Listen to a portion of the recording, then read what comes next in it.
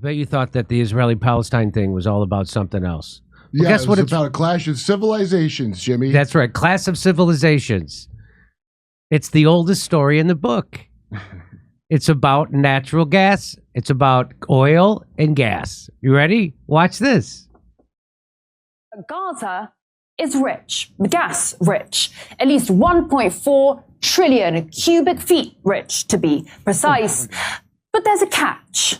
Geologists and natural resources economists have confirmed that the occupied Palestinian territory lies above sizable reservoirs of oil and natural gas wealth in Area C of the occupied West Bank and the Mediterranean coast off the Gaza Strip. To date, the real and opportunity costs of the occupation exclusively in the area of oil and natural gas have accumulated to tens, if not hundreds of billions of dollars.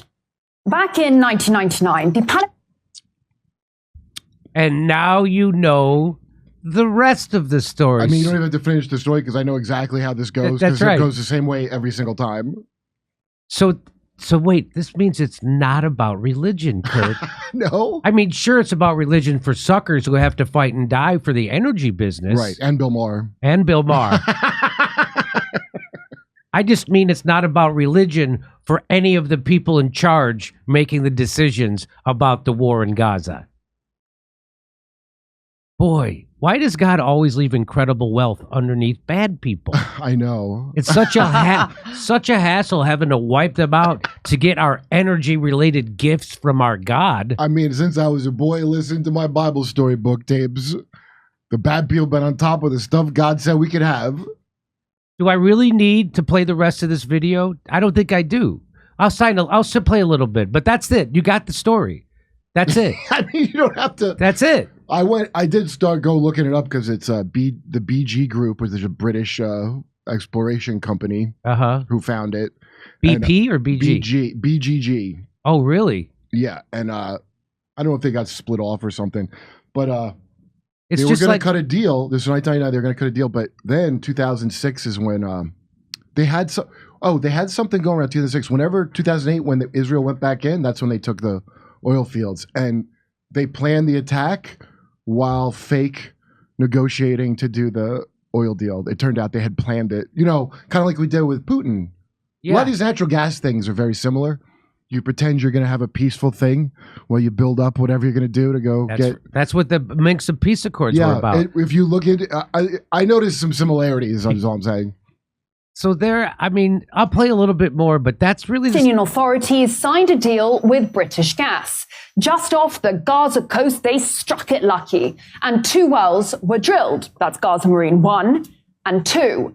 It was a multi-billion-dollar gift from God, an economic boon both home and abroad. This is one of the key messages here today. There will be gas available for export. And from my conversations with Palestinian officials, including President Arafat, it is clear that they have no interest in just sitting on a gas surplus. Fast forward to 2007. Hamas comes to power, and Israel launches an offensive on the Gaza Strip, leaving behind 4. So let's remember why Israel's funding Hamas. Yeah. That's the thing no one talks about. Israel's funding Hamas. Why do you think they're funding Hamas? So they can then use their terrorism, they're fighting back against the occupation and the blockade, as a pretext to go in and take that land. That's why they're telling everybody, get the hell out of there. We're gonna flatten it. We're dropping leaflets. Get the hell out of there. We're gonna flatten the land, and then we're gonna take all the gas and oil. That's what this is all about, of course. I think they already took it way back then, didn't they? Here we go. 1,500 dead Palestinians, but taking with it the gas fields. got it. Now, within the year, Israel announced the discovery of the Leviathan natural gas field, which did include Gaza's riches. All in all, valued at $453 billion. Wow, now, that's almost as much money as Jeff Bezos has. That's a lot of money. How much does he have? I don't know. I thought he was a trillionaire almost. Wasn't he close? No, is he? Am I wrong? We're going to look it up. Here we go. Maybe I'm wrong. I thought he was close to being a trillionaire. Then Gazans haven't seen a shekel, or to be more accurate, they have been denied around $47 billion in revenue. So they're not giving any of the money to the Palestinians. Yeah, they already did take it, and they didn't give them their share. They already took it. Yeah. Okay. As for Tel Aviv, well, it's gunning to become a new hub. This is a historical moment in which the small country of Israel becomes a significant player in the global energy market. The Memorandum of Understanding will enable Israel, for the first time, to export Israeli natural gas to Europe. And it is even more impressive looking at the significant set of agreements we signed over the last year, which position Israel and the Israeli energy and water sectors as a key global player.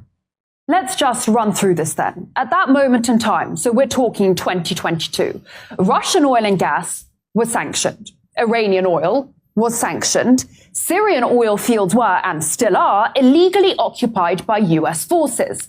Now, the key port of Latakia was being bombed by Israel, and the port of Beirut, the gateway to the Middle East, lay in ruins.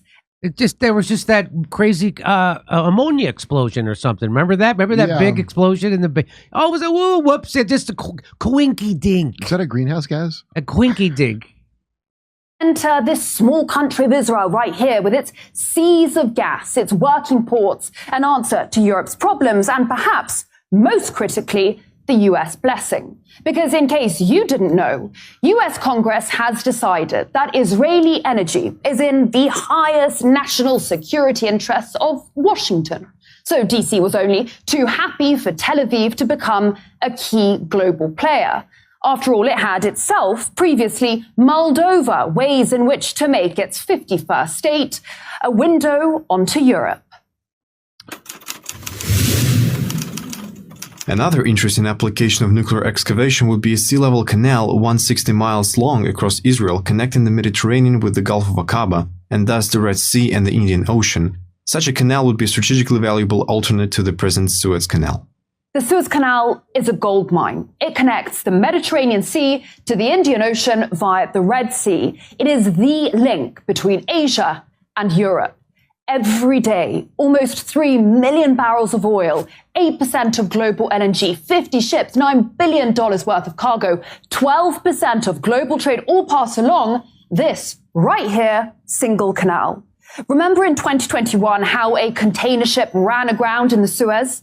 Global trade was brought to its knees. The alternative route via the Cape of Good Hope adds around 9 days and 7,000 kilometers to the journey. There is no replacement for the Suez Canal, except perhaps for the Ben Gurion Canal. Oh. Now, what the US had been thinking about back in the 60s was dropping 520 nukes on parts of Israel, all to build a 260-kilometer long canal that would start at the Red Sea down there in the port city of Eilat, run through the Negev desert, and pour out into the Mediterranean. Where exactly? Right next to northern Gaza, the same northern Gaza that is currently being bombarded and depopulated. Egypt and its money-making Suez Canal would just be sidelined. The same Egypt that, rumor has it, is now considering taking in refugees in exchange for debt relief by the US. And if you think it's crude of me to talk business during times of an existential war, think again. The winning companies have committed to unprecedented investment in natural gas exploration over the next 3 years, which would hopefully result in the discovery of new natural gas reservoirs. In recent weeks, Tel Aviv has handed out 12 new licenses to 6 companies, on top of the plan to tap more of the Gaza marine resources. This area is a strategic gold mine. The Israelis have their largest foreign base down the Red Sea, just off Eritrea. And here a bit further down, Beijing has a naval base in Djibouti, a key piece in its enormous global infrastructure project, the Belt and Road, hated by London, Brussels, and Washington alike. Always ask yourself, cui bono, who benefits? Because war is horror and war is hell. But never forget that war, above all else, is a racket. Is big business. It's a racket. War is a racket. It's all about business and natural and fossil fuels, baby. It's always been. And once again, we are killing each other over a substance made of the last big stupid animals that dominated the face of the earth.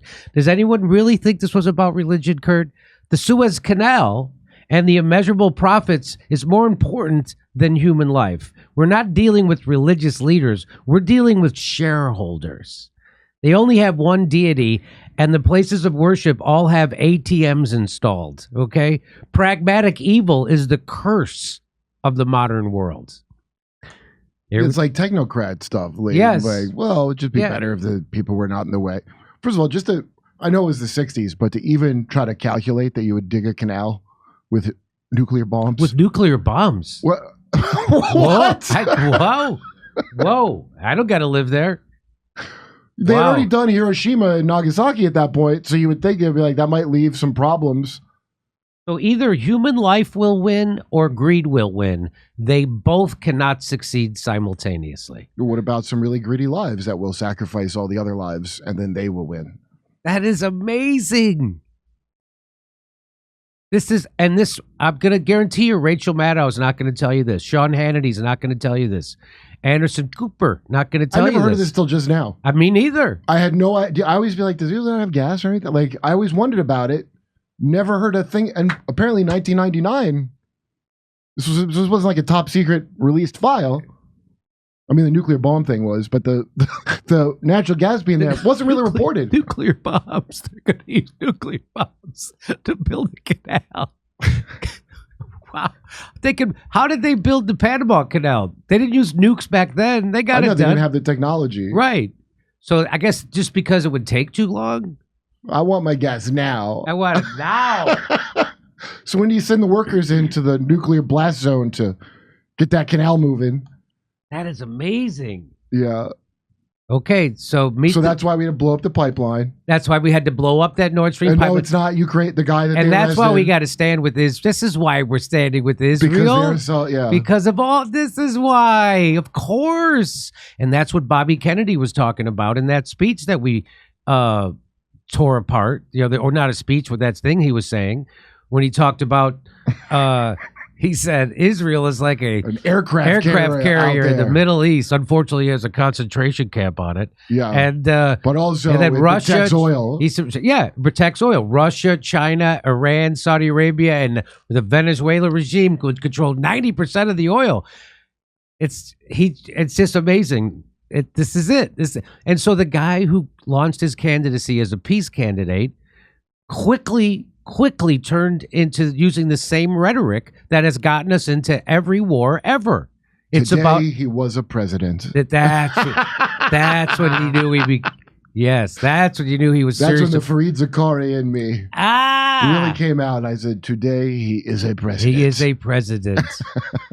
It's a heartbreaker. Okay, there it is. This is what it's all about, dummies. So we got a new sponsor. It's called Cozy Earth, and their mission is to help you find sanctuary in your daily life. By how? Giving you the softest, most luxurious, and responsibly sourced products in the world. For instance, they have. I've got their sheets, and I got to tell you, their sheets are amazing. They are the softest. They're made with viscose from bamboo, and they're temperature regulating. It only gets softer with every wash. Sensitive, skin friendly, available in 13 colors. I got the white ones because I'm very boring. It's get this, they come with a 10-year warranty. I never heard of a sheet coming with a warranty, but this one comes. All Cozy Earth products can be returned and exchanged within 100 days and include an additional 10-year warranty against defects. So if you're racking your brain for a present for someone, this is a great present. Yeah, right? These sheets are fantastic. So we got them, and I had a sheet before made with some kind of bamboo extract or something. Steph didn't like them. Steph likes these. Steph's like these. These are made with the viscose from bamboo, and she liked them, and they do everything. They are really soft and fantastic. I got no trouble talking up these sheets, and I probably will give these sheets out for a gift. If you want your loved ones to feel better, sleep better, smile when they think of you, so you couldn't choose a better gift than Cozy Earth. I'm going to give it to everybody in my family who still talks to me. How about that? Whether it's their life-changing luxury pajamas or oh-so-soft bedding, loungewear, or plush bath towels, you'll love shopping and gift-giving at Cozy Earth. So here's what you do. My gift to you, this is my gift to you this holiday season. Go to CozyEarth.com and enter the code Jimmy to save up to 40%. That's a lot. The CozyEarth.com, go to CozyEarth.com and use the code Jimmy, CozyEarth.com. Hey, come see us doing a live stand-up show. We'll be in Burbank, California, Oxnard, California, Venice, California, Palmdale, California. Then we're going to Omaha, Des Moines, Milwaukee, Lansing, Bend, Oregon, Portland, Oregon, Seattle, and Boston, Massachusetts. Go to jimmydore.com for a link for all those tickets.